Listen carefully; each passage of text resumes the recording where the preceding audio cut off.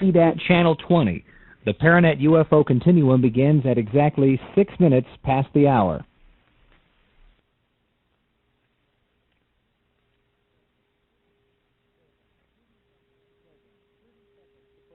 "30 seconds to program."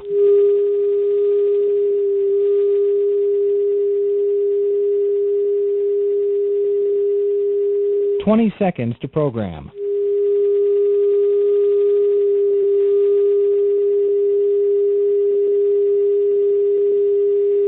"10 seconds."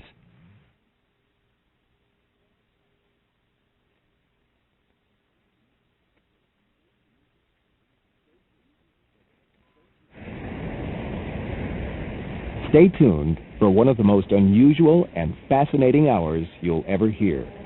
The subject is UFOs.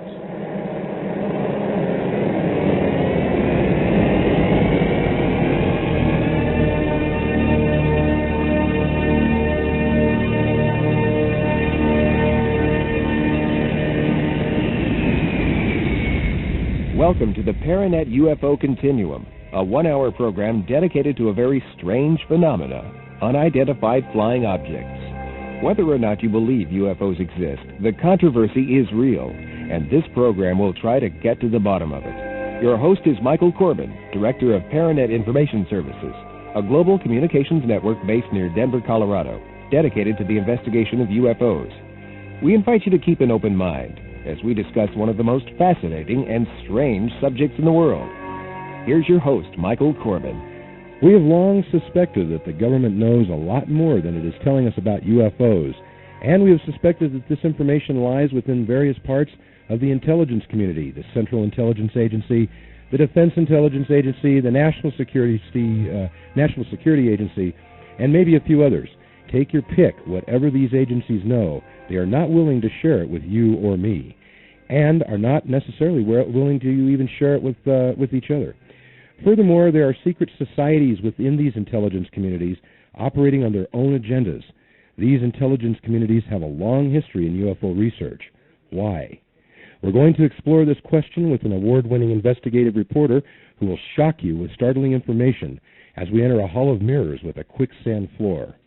And before we get on to our guest tonight, something that I'm going to talk about that butts up to this even, is the recent GAO investigation that Congressman Schiff of New Mexico launched into trying to find out what the government knows about the 1947 crash of an alien spacecraft and subsequent recovery of the wreckage together with bodies.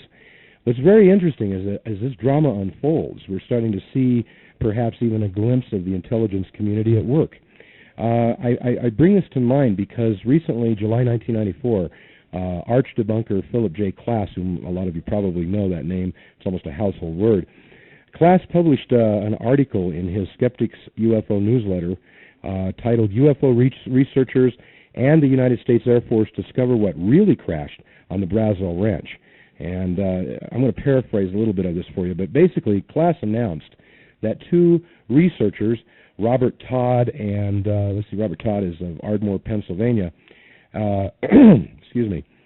recently got information declassified and released under the Freedom of Information Act, which told that the crash was caused by a weather balloon project under Project Mogul. Now, this was a secret project that was in operation in 1947, and allegedly the document shows that what really crashed out there on the Brazil Ranch was this Project Mogul balloon.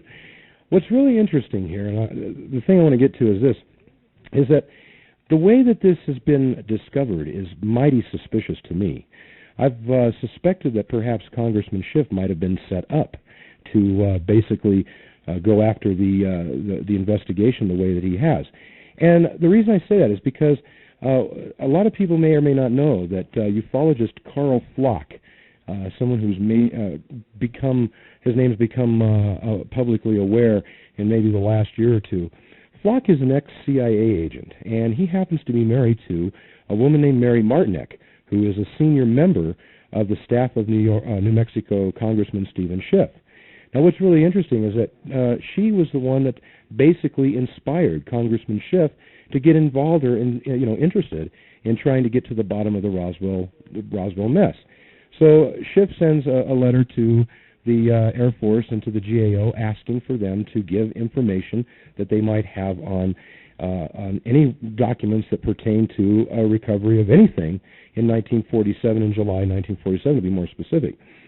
The interesting thing is that Schiff was immediately, he was immediately dismissed. He was not taken seriously, apparently, by the agency, and Congressman Schiff had to follow up with a much stronger note. And then he did receive a letter from them stating that they could not find anything in their file. Now, all of a sudden, we have news popping up that, in fact, Project Mogul was responsible for the debris that was recovered out there in 1947. So, there you have it. And Kevin Randall recently sent an open letter, and I'm going to hit a couple of the points real quick here before we go to break, in refutation of this, because apparently they have had this subject come up before about crashed balloons. Randall says, point number one, it seems that we are caught in a no-win situation. If we don't publish everything we have, then we are accused of suppressing information. Now, he basically is saying that he has not had any, he did have information developed over the idea that a weather balloon or some type of balloon crashed there. And, of course, he is being accused of not coming forthright in the public and telling about all of this. He's basically defending his investigation, him and Don Schmidt's investigation of this, and they do bring up several good points about why Mogul doesn't work. And I would invite anybody with a computer and a modem to log into the ParaNet Bulletin Board Network at 303-429-2713 if you want to get a little more information on this, because this is on the network.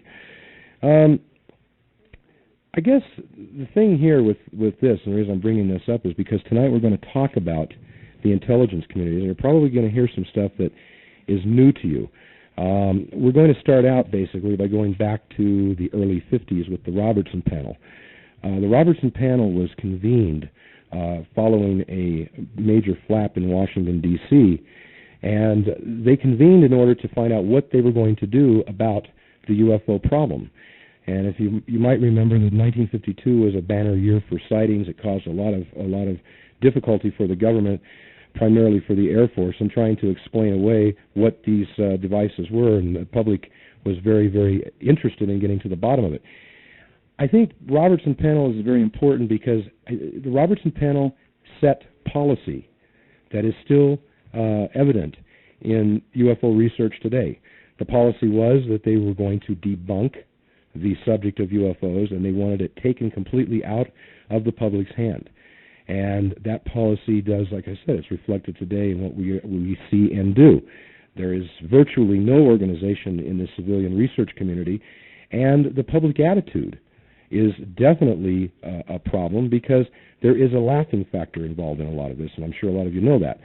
The UFO subject is basically beaten up in supermarket tabloid magazines, and this again is reflective of the policy. So we're going to talk about intelligence communities tonight. My guest is going to talk about the secret societies that exist within intelligence communities, and there are many, many layers to this game, and there are many, many layers to this mystery, and I think you're going to be very surprised at what you're going to hear. So when we come back, we're going to introduce our guests, so sit tight and stay tuned. This is Michael Corbin, and you're listening to the ParaNet UFO Continuum.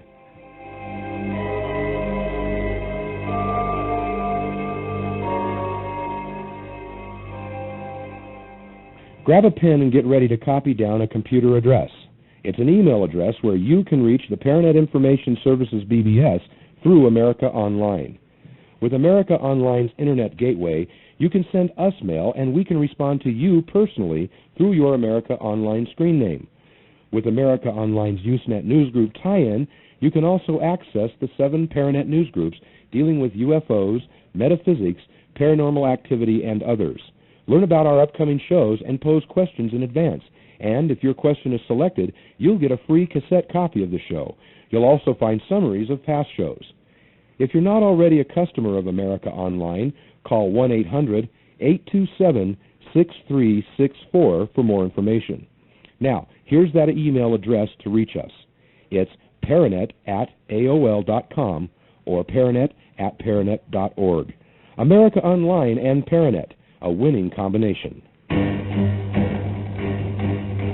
Get the latest UFO news delivered right to your door with Continuum, the official quarterly publication of ParaNet Information Services. Continuum offers a serious look at the world of ufology through hard news reports and interesting and provocative interviews with leading ufologists and investigators.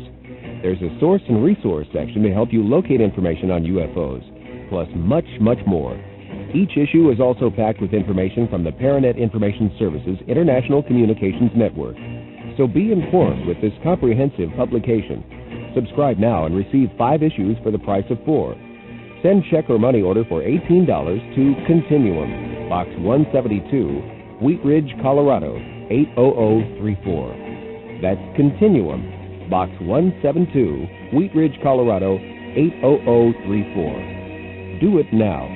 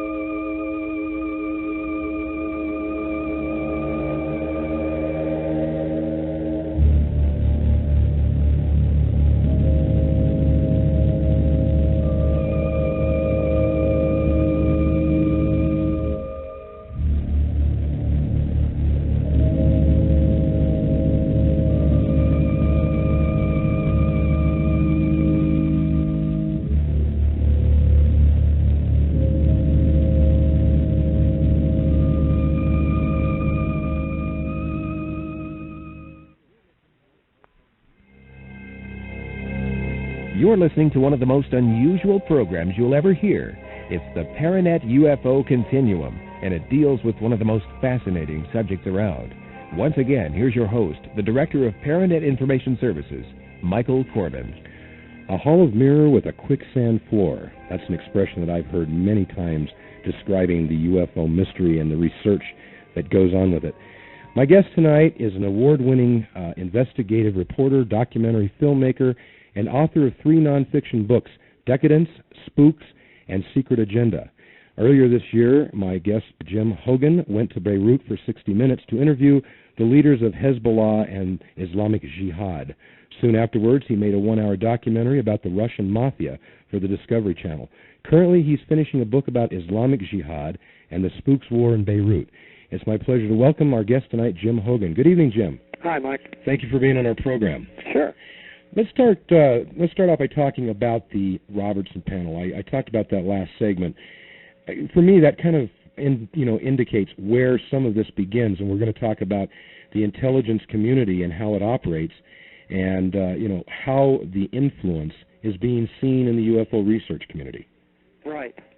Well, what interested me about the Robertson panel, when I was spending a lot of time looking at the CIA, was the way in which the agency basically set out in a very deliberate way to declare a whole area of scientific investigation and public curiosity off limits, to basically make it disrespectable, disreputable, and really not within the parameters of discussion. Now, why would they want to make that off limits? Well, I think that's a really good question. Most of the Robertson panel documents have been declassified that we know of through Freedom of Information. And there's no clue as to why they really wanted to do it. Their explanation was essentially that they were concerned that the Soviets would manipulate the phenomenon in such a way as to gain a military advantage by somehow duping the masses or whatever. Now that might be a really legitimate concern, and one that I, as an American, would understand and sympathize with. But somehow along the way, it appears that there has been a break-off of what we might consider to be a true national interest, and what appears to now be something along the line of personal interest. Is that something that you've seen in research? Do you mean personal interest by whom? Well, in previous programs, we've had people talking on the program about rogue agents within the intelligence community actually operating their own private or personal agendas to gain either an upper hand in some real advanced technology, or the ability to just to gain some type of political control. Oh, I think that's almost certainly the case. One of the interesting things about an intelligence agency is that, in a sense, it's the ideal medium or culture for the emergence of a secret society. I mean, the CIA, like any other intelligence agency, exists essentially to conspire. It's built up on the principle of need to know. All operations and activities are compartmentalized. Even the people within the agency often don't know very much about what the agency is actually doing, or even in a larger sense what they themselves are doing. They work on a part of a project, they never see the beginning, they never see the end. They really don't know much about it. Now, I can see how that could pose a serious problem, especially when they have access to what might even be, as I don't even recall the author's name, but the author of Blank Check, stating that with all this money, $34 billion a year going into the black budget, you could do a lot of things, couldn't you? Well, absolutely, and as we just saw in the newspapers, supposedly we have congressional watchdogs who are looking at this stuff very closely, but the reality is that they themselves are often duped. The National Reconnaissance Agency, I think you may have seen in the paper, tried to slip through a $350 million building in the suburbs of Washington, D.C., and this process had been going on for several years. They had actually acquired 60 acres in Chantilly and were building apace, and Congress didn't find out about it until after the fact. Now, Jim, let me ask you this. What breathed life into something like this? Where does all this start? Well, I think that, when we look back in history, of course, people have, there have always been intelligence activities of one sort or another going back to the Elizabethan times. But what interests me is that it's only been in the 20th century that societies have actually rationalized and institutionalized intelligence agencies, created bureaucracies whose function it is explicitly to conspire for political hegemony or cultural hegemony or whatever. And the effect of this, the effect of all these big words, is that it really makes our own history inaccessible to us. We don't know the who, what, where, when, or how of what went on in a whole slew of things that are materially important to the kinds of political decisions that the ordinary American has to make in the ballot box, for example. We are also, as we've seen, I think, in the case of, I know in the case of UFOs, we've seen the agency set out to decide that this is an area that people should not be able to talk about. This is an area that people should not be able to consider without being regarded as foolish. The Robertson panel was very explicit about this. If you look at the document, their final report, they talk about how they brought in the Air Force specialists, they brought in the Navy specialists, and the CIA director Alan Dulles was there, and the scientists were there, and they were looking at the Air Force said essentially, well, it looks to us like it's a bunch of seagulls and swamp gas, and the Navy says, they've done their own analysis of the Tremonton sightings and the like, and they said, well, we look at it, and in our opinion, these objects aren't birds, they aren't aircraft, they aren't balloons, they aren't reflections, they're self-luminous. Basically, the Navy is saying, we think these guys came from outer space or something, right? Mm-hmm. But the matter can't be resolved because you've got two different sides in the debate, so it seems to be an open question. The CIA then decides, well, whatever the nature of the phenomenon, this is not something we want people to deal with because perhaps the Soviets will take advantage of it. So therefore, we'll get the Walt Disney Company, we'll get Arthur Godfrey, we'll make movies about this, and we'll try to ridicule the people who are interested in the subject. And this was actually, I agree with you, this was actually the verbiage that was used in the document. That's right. Never going to debunk, and anybody with a dictionary can look that word up and understand that debunking is not skeptical or being rational. It's just debunking. It means just making complete pudding out of something that might be serious.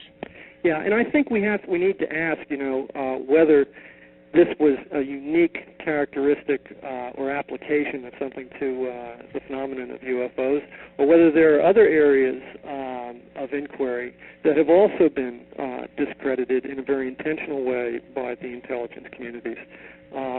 One area that comes to mind immediately is the JFK assassination, where researchers have been, basically ridiculed as ghouls and buffs and things like that for decades. I suspect there are many more areas.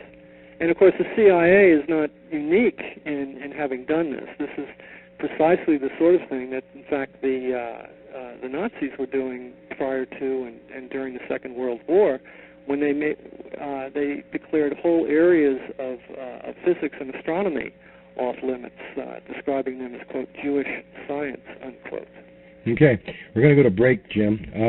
If you want to call in and talk or be on the program and talk to our guest, Jim Hougan, the number is 1-800-UFO-2009. That's 1-800-836-2009. Give us a call. We'll be standing by. We're going to take a break. When we come back, we're going to get back into the subject of the intelligence communities and secret societies. So stay tuned. I'm Michael Corbin. You're listening to the ParaNet UFO Continuum.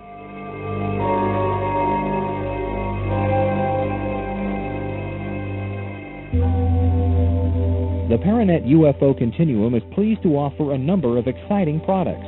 Cassette tapes of previous shows are available for $8 each, or 2 for $12, or 4 for $20. You can also order ParaNet memberships, subscriptions to Continuum, ParaNet's quarterly newsletter, and there's the UT1 UFO Tracker Kit, containing everything you need when you come across something unusual in the sky.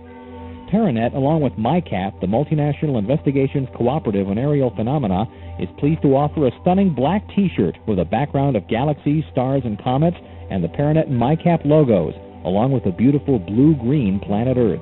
When you order from ParaNet, you're helping to keep this program on the air. Call now to place an order or for more information at 1-800-UFO-NET1. That's 1-800-UFO-6381. ParaNet, your window on the universe, at 1-800-UFO-6381. If one of us voted in this election, would anybody listen?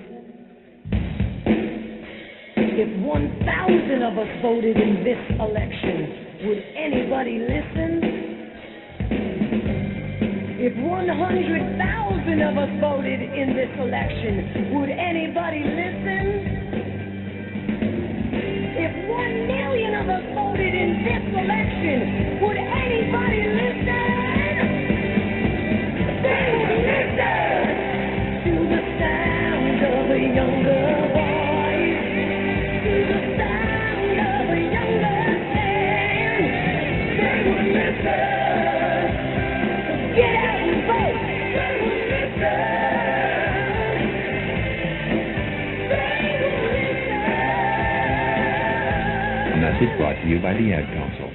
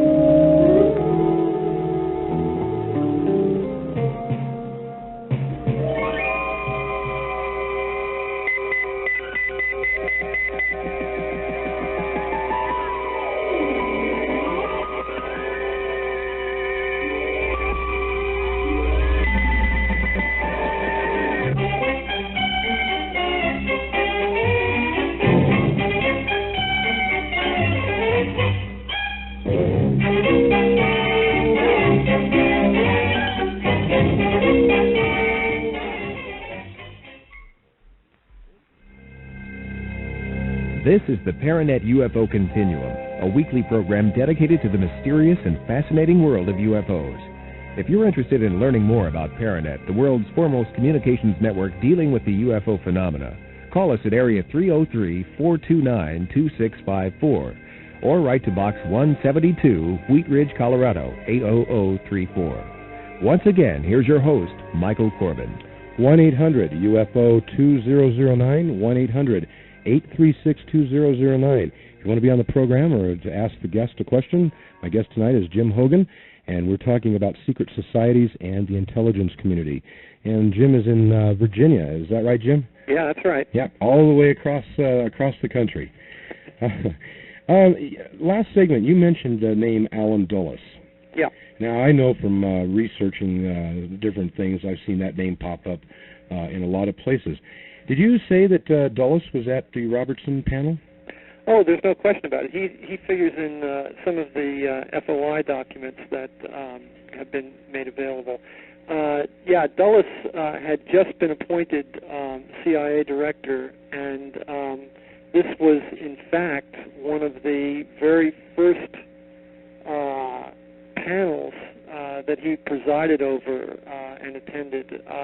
It'd be too much to say that this was basically his first order of business, but it was very close to being his first order of business because, as I said, he had just been appointed CIA director when the Robertson panel met and came to the decisions that it did, which incidentally, in the documents included infiltrating existing UFO study groups in Minnesota and I think New Mexico and elsewhere for the purpose of, keeping track of what they were doing. And of course, that was against the law anyway. Oh, absolutely. But of course, if you have a secret intelligence agency such as the CIA, the law doesn't make too much difference. It doesn't really apply to them.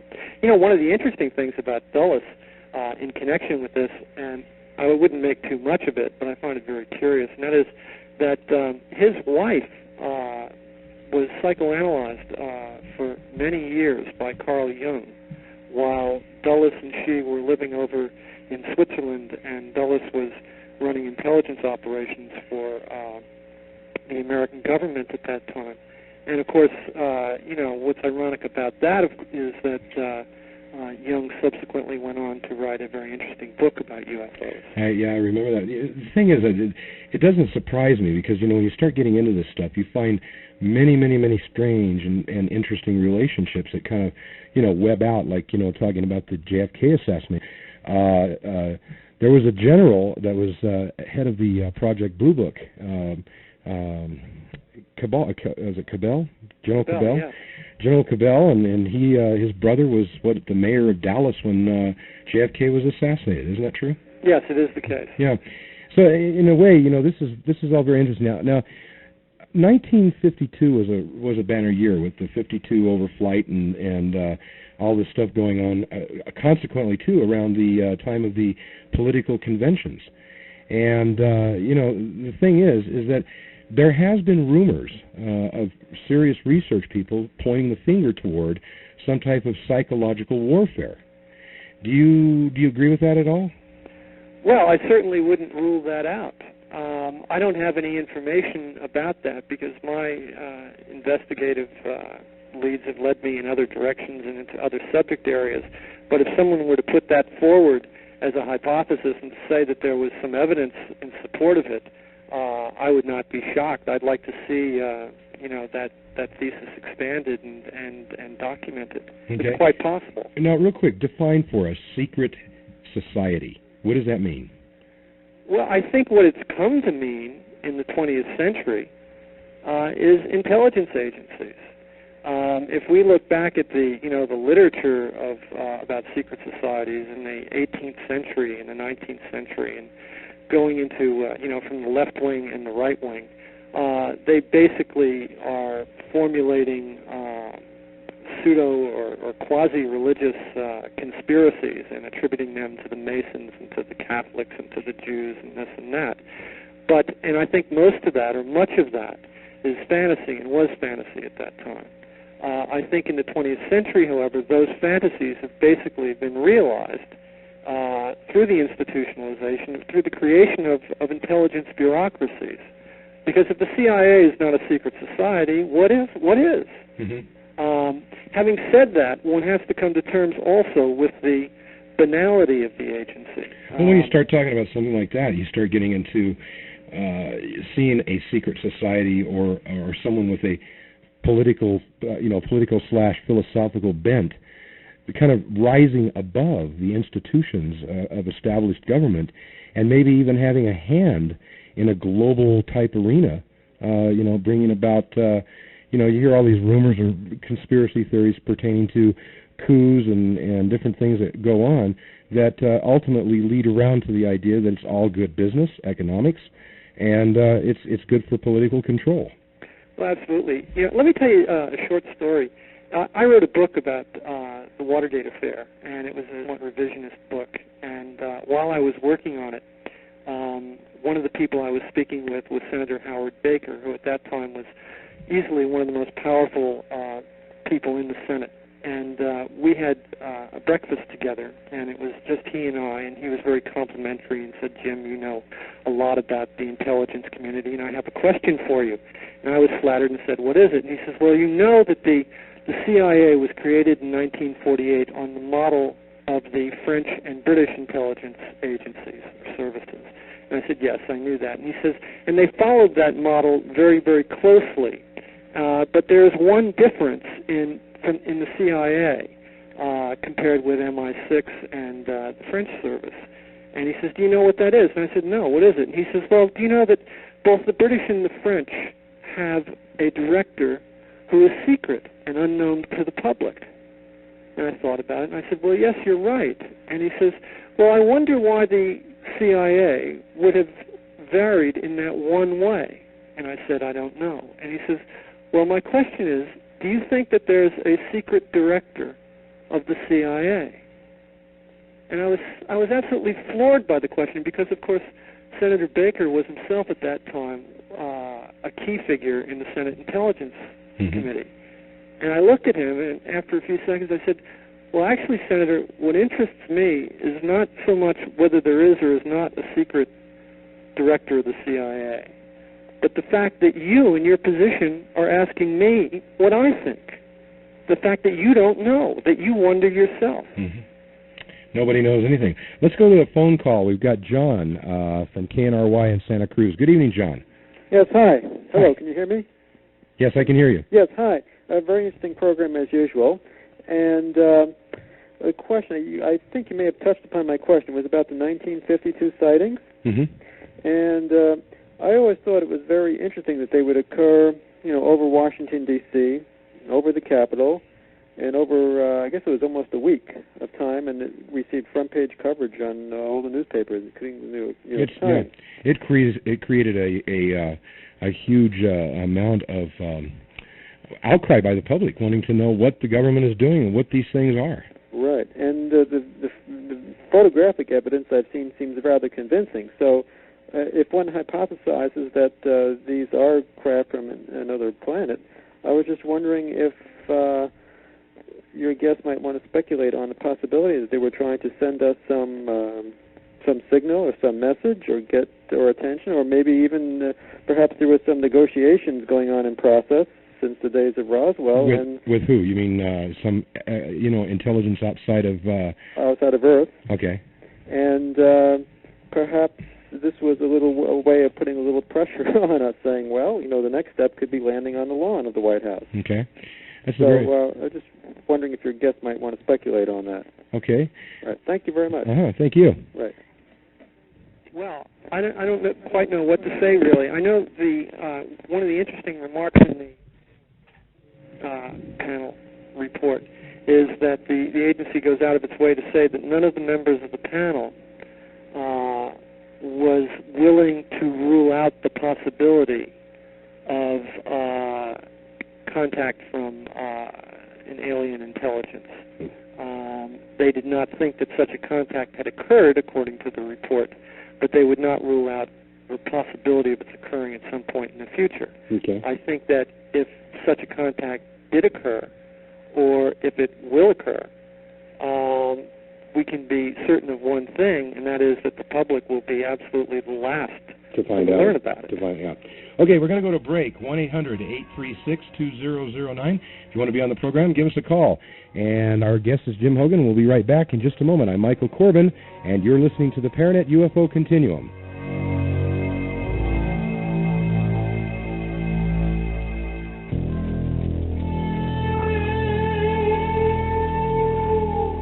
ParaNet Information Services is your electronic window on the world of UFOs, accessible by computer and modem. ParaNet keeps you up to date on the world pulse of ufology with sighting reports, interesting findings, and general discussion on the mysterious UFO enigma. ParaNet features one of the most comprehensive text file libraries in the world on the paranormal, available for a small online fee. So plug into power and knowledge through ParaNet. The BBS number is available 24 hours a day. Call the data line at area 303-429-2713. That's 303-429-2713. Or for more information, contact ParaNet Information Services at area 303-429-2654. That's 303-429-2654. Pilots, when you fly, you need convenient, accurate information for safe flight and landing operations, as well as local businesses that provide you with the services and treatment you deserve. The Skyway Publications Airport Directory and Entertainment Guides are what you need. These are free pocket-sized guides giving you information about large and small airports all over the country. Information like radio frequencies, runway systems, coordinates, and taxiways, as well as fuel and aircraft services provided at the airport, and local businesses catering to private pilots. It's yours free. Ask the fixed base operator at your favorite stops to carry the Skyway Airport Directory and Entertainment Guides, or call area 303-669-1800. Skyway Publications, your ticket to safer, cheaper, and more convenient flight. Talk to the FBO at your favorite destinations, or call Skyway Publications at area 303-669-1800.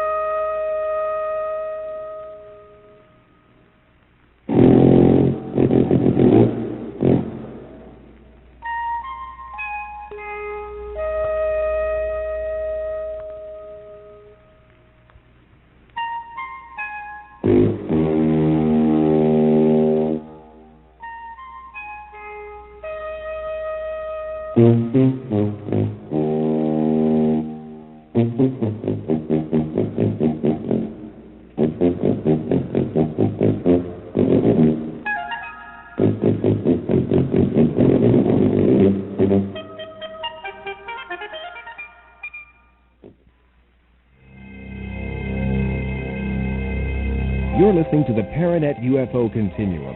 Whether or not you believe in UFOs, there's a lot about the subject you haven't heard. Stay tuned. Keep an open mind. Call in and join the discussion. Once again, here's your host, Michael Corbin. And we're back, and my guest is Jim Hougan. He's an intelligence expert, written award-winning investigative reporter, written several books on the intelligence community and spooks. And we're talking tonight about the intelligence community and how it fits into the UFO research community. The question I have is, does the presence of an intelligence community completely negate the possibility that we are dealing with something that is extraterrestrial or something that lies outside the realm of our understanding? No, it doesn't negate that possibility. It simply negates the possibility of an open society, so that it becomes extremely difficult to discuss and to investigate these issues without being disrupted by intelligence operations or some sort of psychological warfare campaign, which is the way I would characterize the CIA's operation that proceeded directly out of the Robertson panel's deliberations. Okay, bringing that up to modern day things. We're hearing so much about esoteric technologies like Star Wars and different things like this. And recently in the UFO community, we've seen the appearance of people who now call themselves the aviary.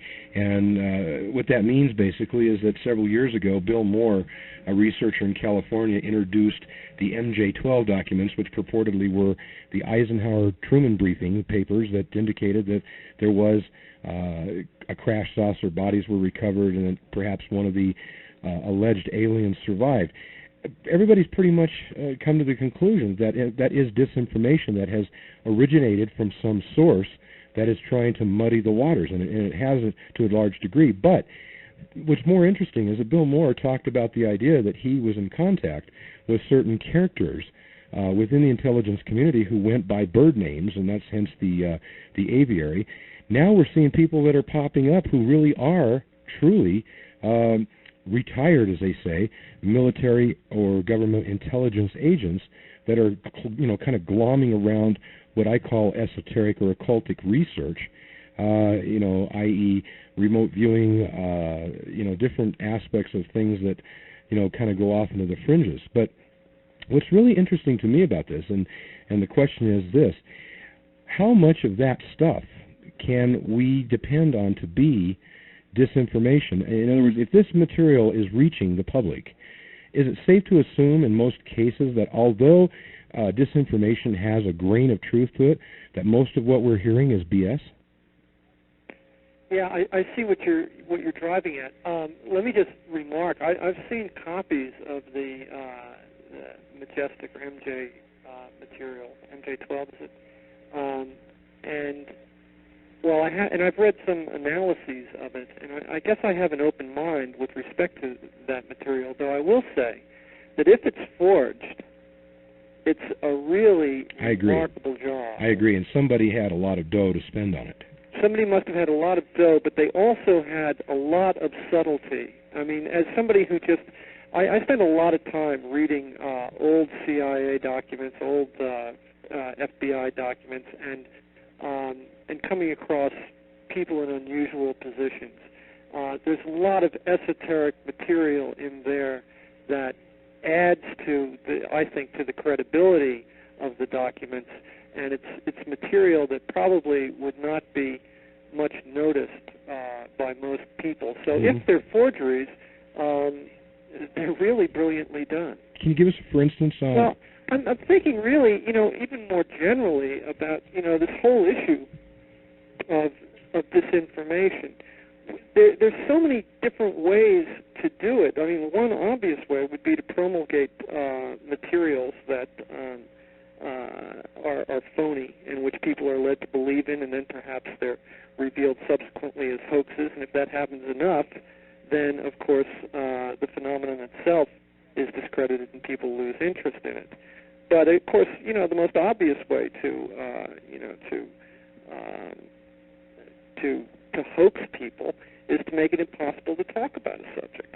And I think that has been done. So you're talking about the influence of the main public to look at this subject as absolutely ridiculous.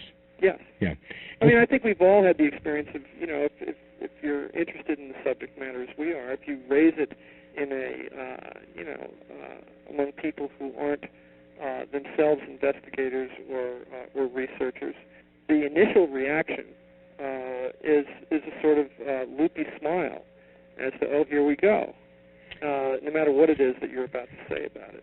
Well, that view seems to be changing to some extent. I'm curious now about this, the aspect that seems to always come up a lot now, mind control. Yep. We know about MK-Ultra, which was the CIA's mind control project back in it goes back to the 50s, I guess. That's right. Involving hypnosis, drugs, and the whole thing, the Manchurian Candidate type stuff. This seems to be popping up a lot in the UFO abduction community. Do you see that kind of an influence there? Absolutely. This is another area that we're not really supposed to talk about, that's somehow disreputable. And yet, what's amazing is that you can bring this subject up, and some people will say, oh, all that conspiratorial stuff, I don't believe in that. When, of course, you've got reams of documentation from the Church Committee and other investigative bodies that have a lot of credibility, that, of course, this sort of thing went on, the research that was done into hypnosis and into esoteric drugs that were used ultimately for brainwashing purposes. LSD being one of them. Yes, that was very definitely one of them. This was actually going on in the early 40s before there was a CIA. It was being done by the OSS, led by a guy named George White, who then subsequently did the same thing for the Federal Bureau of Narcotics and then for the CIA and the MKUltra program. He was the one who was running the, that bordello out in San Francisco. In fact, I just had an occasion in the last month to meet with Eric Olson, whose father was was certainly the first known victim of the MKUltra program, where he was a government chemical and biological warfare scientist who was slipped a dose of LSD by the CIA. Yes, yeah. We're going to go to break, Jim.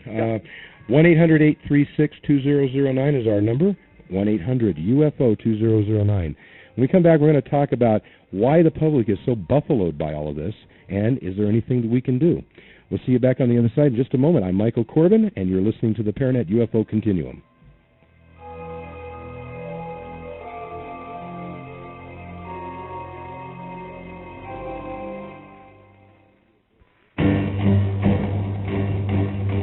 Get the latest UFO news delivered right to your door with Continuum, the official quarterly publication of ParaNet Information Services. Continuum offers a serious look at the world of ufology through hard news reports and interesting and provocative interviews with leading ufologists and investigators. There's a source and resource section to help you locate information on UFOs, plus much, much more. Each issue is also packed with information from the ParaNet Information Services International Communications Network. So be informed with this comprehensive publication. Subscribe now and receive 5 issues for the price of 4. Send check or money order for $18 to Continuum, Box 172, Wheat Ridge, Colorado, 80034. That's Continuum, Box 172, Wheat Ridge, Colorado, 80034. Do it now.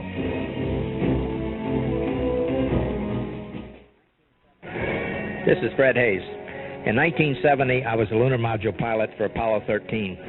During that mission, an onboard explosion caused us to abort our lunar landing. Our safe return home involved many workarounds. It underlined how important the human element is to space exploration. The space station is America's next step in manned space flight. If we're not careful, however, that important program could be canceled. $7 will be returned for every dollar spent on the effort. That's quite an important investment for the future and to provide knowledge essential to the future of spaceship Earth. Some experts say that without the space station, we will have no manned space program. That would be a tragedy for our nation and a retreat from the progressive achievements of the past 3 decades. For information on how you can support the space station, call 1-800-84-SPACE. That's 1-800-84-SPACE.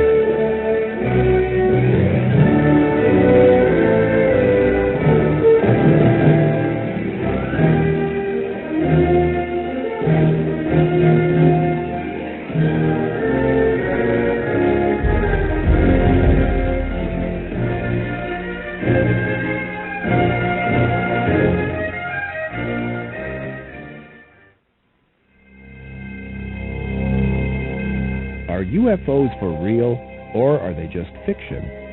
To find out, stay with us for more of the ParaNet UFO Continuum with your host, Michael Corbin. And we're back with my guest, Jim Hougan, award-winning investigative reporter, documentary filmmaker, and author of 3 nonfiction books dealing with the intelligence community. Jim, why is the people of this country so naive to this stuff when yet you hear on the news every day that something is going on? It seems like more and more of our freedoms are being taken away, but we don't know why. We don't know what's going on. Well, for example, the secrecy business.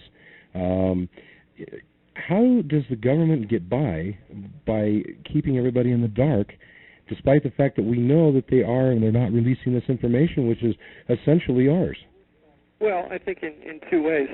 The worst problem, I think, is the fact that we have a very timid and cowed media in the United States.